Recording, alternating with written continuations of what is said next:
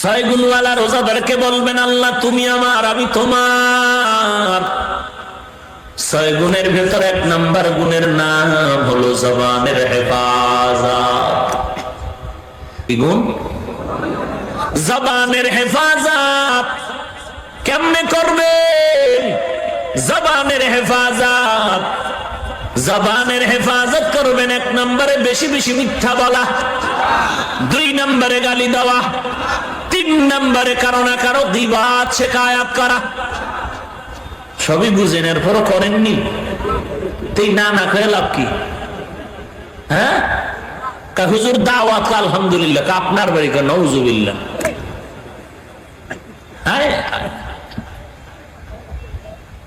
ছয় গুণওয়ালা রোজাদারকে বলবেন, আল্লাহ তুমি আমার, আমি তোমার। ছয় গুণের ভেতর এক নাম্বার গুণের নাম হলো জবানের হেফাজত। জবানের হেফাজত যদি করতে চাও, এক নাম্বার গুণ মিথ্যা কথা বলা যাবে না। বলা যাবে? মিথ্যা মানুষকে ধ্বংস করে দেয়। ওয়াইলু ইয়াউমাইযিল লিল মুকাদ্দিবিন। আল্লাহর কোরআনের আওয়াজ। মিথ্যা যারা বলবে তাদের জন্য ওয়াইল নামক জাহান্নাম নির্ধারণ করা। আমাকে গুছাইয়া বয়ানটা শেষ করার একটু সুযোগ দেন। আমি উঠা বসা খোদার কসম সইতে পারি না, আমার দুইটা লাথি মারলে এত কষ্ট পাই না। আর কেমনে বুঝাইতাম আপনাদেরকে?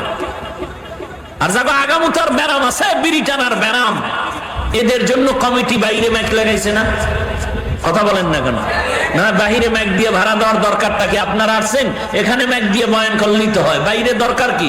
ব্যারাম না মানুষের লেগে বাইরে ম্যাক লাগায় ভাড়া দেওয়া লাগে।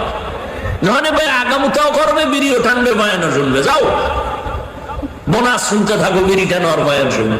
আমল করলে না করো নাই, ঘুমাও নাক টেনে।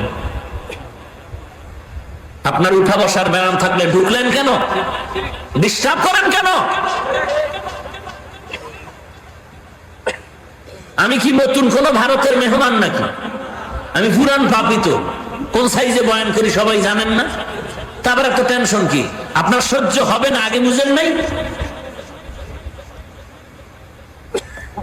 ভাইরা আমার, কয় রোজাদার, কয় গুনাহগার রোজাদারকে আল্লাহ বলবেন তুমি আমার, আমি তোমার। এক নাম্বার গুণের নাম জবানের হেফাজত। জবানের হেফাজত যদি করতে চাও, জবান দিয়ে কখনো মিথ্যা কথা বলা যাবে না। ওয়াইলুল ইয়াউমাইযিল লিল মুকাদ্দিবিন। মিথ্যাবাদীর জন্য ওয়াইল নামক জাহান্নাম আল্লাহ বানায় রাখছেন। কেমন ওয়াইল নামক জাহান্নাম? ফাওয়াইলুল লিল মুসাল্লিন।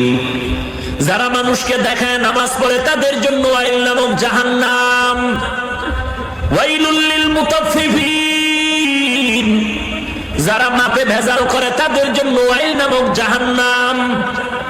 ওয়াইলুল লিকুল্লি হুমাযাতিল লুমাযা।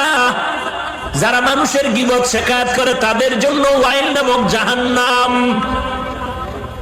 বড় কঠিন। মিথ্যা কথা বলার থেকে জবানকে হেফাজত করো। রাহমাতুল লিল আলামিন বলেন, হেরে উম্মত, মিথ্যাবাদীর জন্য ধ্বংস অনিবার্য, একদিন আগে আর পরে হোক।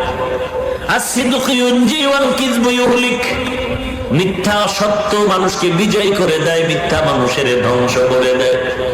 এরে নবীর উম্মতের দল, মিথ্যা থেকে জবানটারে হেফাজত করো।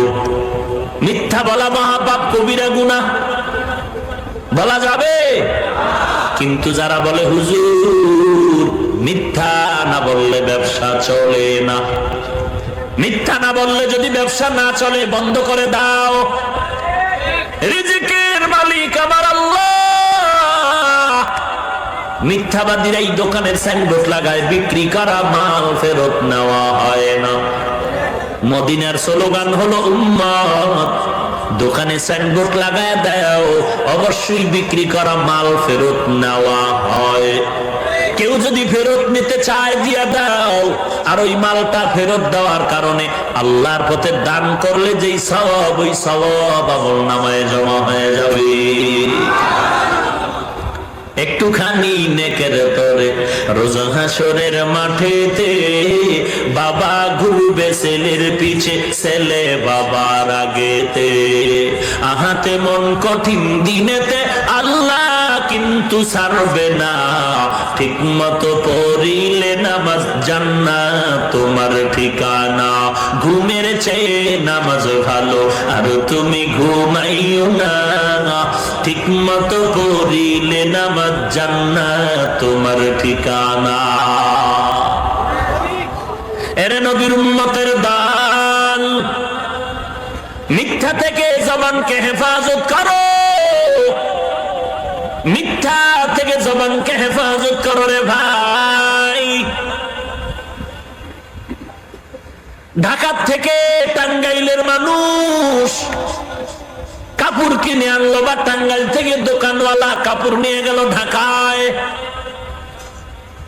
কাপড় একটা কিনেছে 1000 টাকা দাম, ঢাকা পর্যন্ত গাড়িতে নিয়ে দোকানে ঢুকাইয়া বিক্রি করতে আরো 300 টাকা খরচ, টোটাল হলো 1300। কেউ যদি বলে ভাই কাপড় কিনছো কত, বলে 1300, বলা মাত্র পুরা কাপড়ের টাকা গুলো তোমার বেচা কেনা হারাম হয়ে গেল।